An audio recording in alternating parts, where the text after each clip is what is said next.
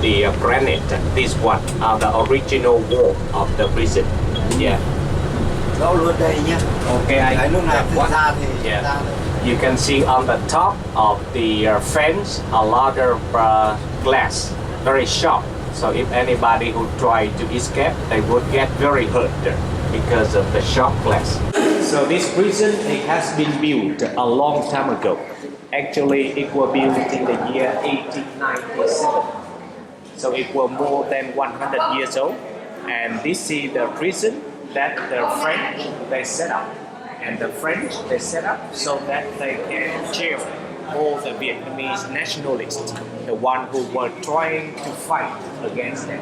So many of the prisoners who were initially kept here, they were like the comrade of Ho Chi Minh, very high-ranking member in the party and in the system. Yeah. So between 1897 to 1954, French have been so brutal to them because the French have tortured them so badly, and they have kept the Vietnamese in very poor condition. 1954, when the French left the country, the prison was handed to the North of Vietnam, and the North of Vietnam have been used for keeping American POW. And American POW have been kept here between 1964, the time that the U.S. started to war on Vietnam, until 1973.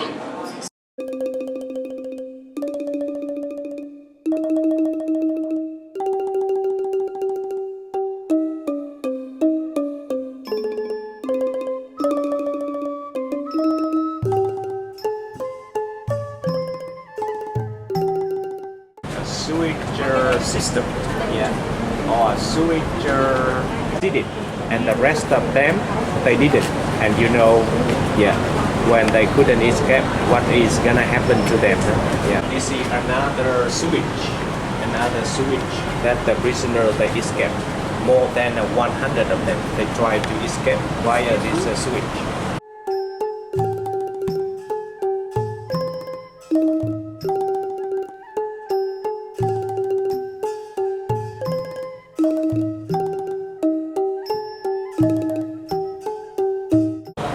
So these people, they took the time, yeah, when they got a shower or when they were released from the camp to go to their toilet or something.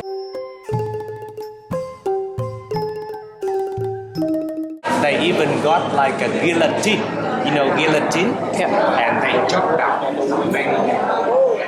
like hundreds of people were executed here. And actually one of the original guillotine is in here.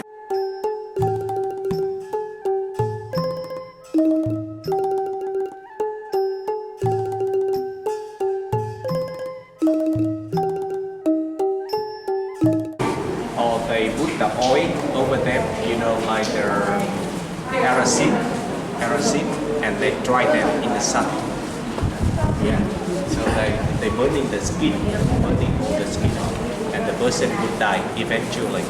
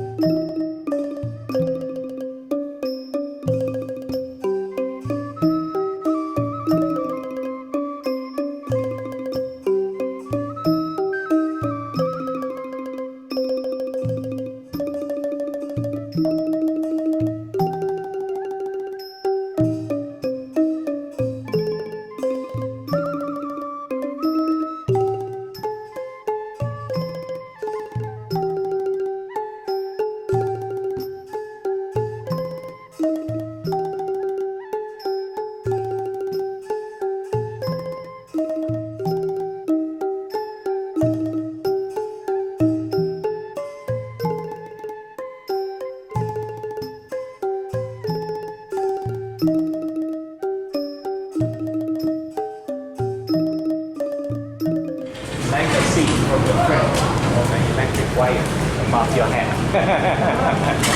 Some people they live very close to the electric wire like that. Yeah.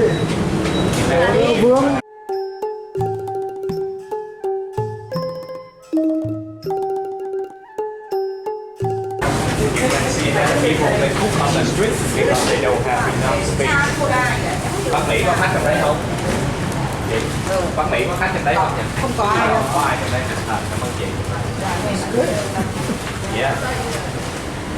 Yeah, you see more electric wire all over.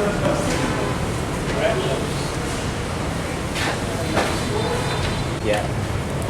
Yeah, you see the electric meter. Yeah. Before we put the electric meter inside and make everybody to put it outside. You know why? Fire. Because some people they try to steal the electricity. Very dangerous. See that the flag got the red color and the yellow star. Yeah. So firstly, the red color it represents for patriotism or communism. Yeah. Many communist countries they all have the black color. And what about the star in the middle? The star it represents for freedom.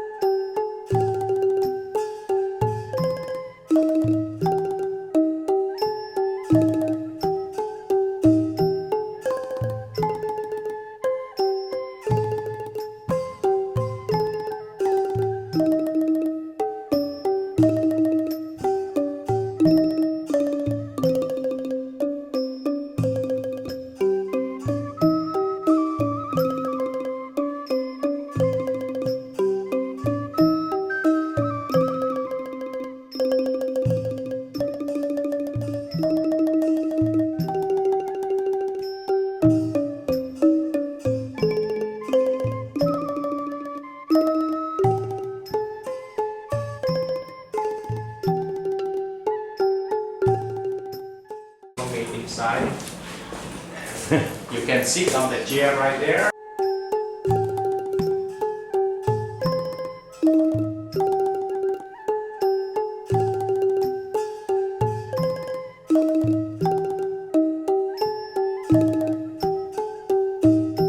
So this is the kitchen, yeah, and this is the dining table. Bác Mỹ ơi, cái nhà mình là mấy lầu bác Mỹ? So he would like to wish all our lady a very happy Women's Day. Yeah. Thank you. Yeah, and he would like to wish you a great time in Southeast Asia. And Russian and Chinese.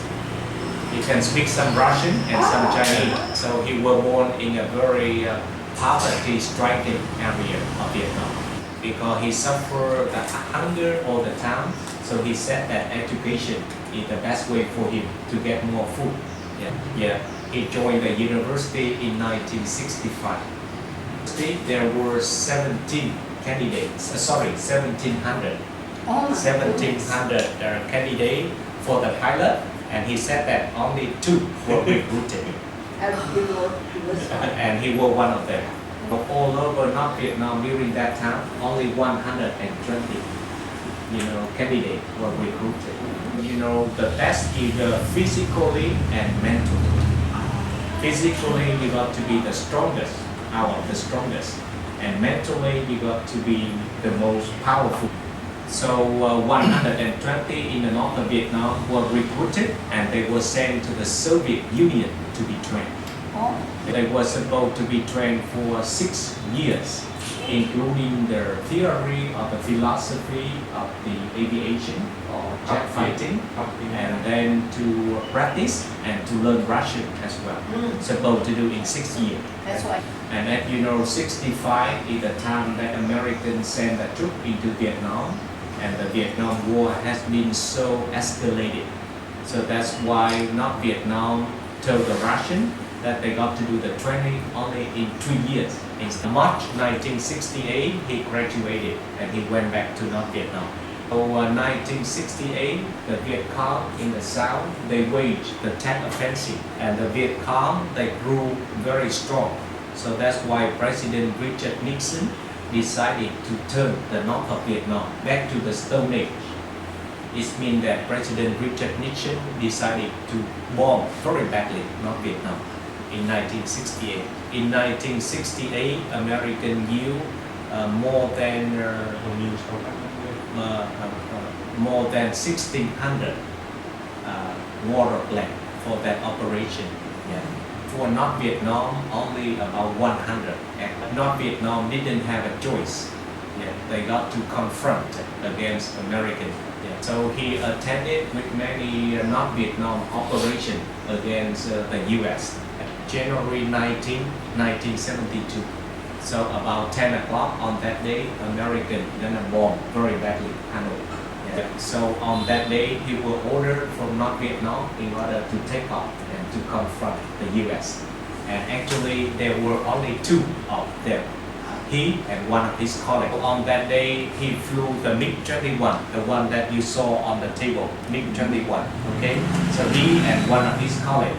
And when they raised up about 5,000 meters or about 16,000 feet, on the left-hand side, he spotted 24 American F-4.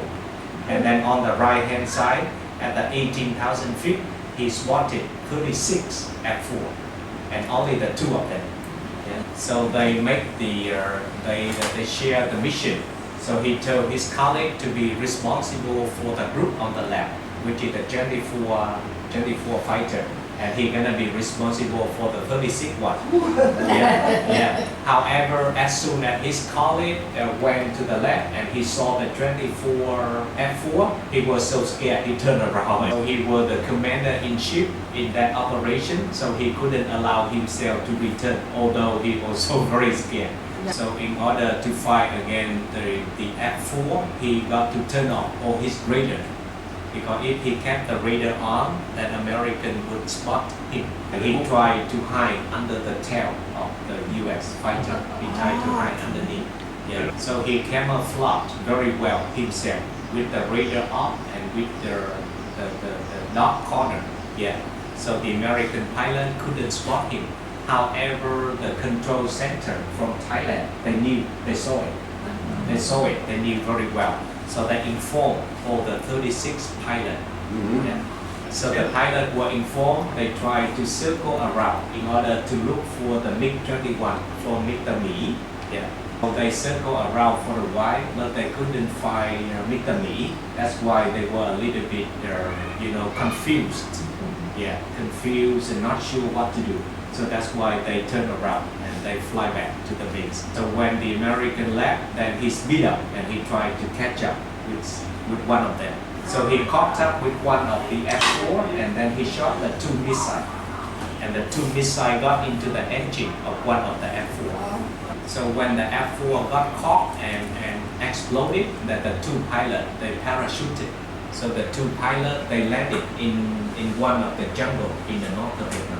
Very lucky that the two pilots, they made the communication to the control center, and the control center ordered the bombing around the area where they jumped down, and then they sent a helicopter to come and rescue the two pilots. In the year 2008, one of American general named Cherry, he came to Vietnam and he requested to meet with the pilot who used to shoot down American fighter. That was 2009, he was lucky to be invited to the U.S. by the Department of Air Force. Yeah. So 2009, thanks to Dan Cherry and the U.S. Department of Air Force, he met again the person that he shot down. Yeah, he met Colonel John Stein.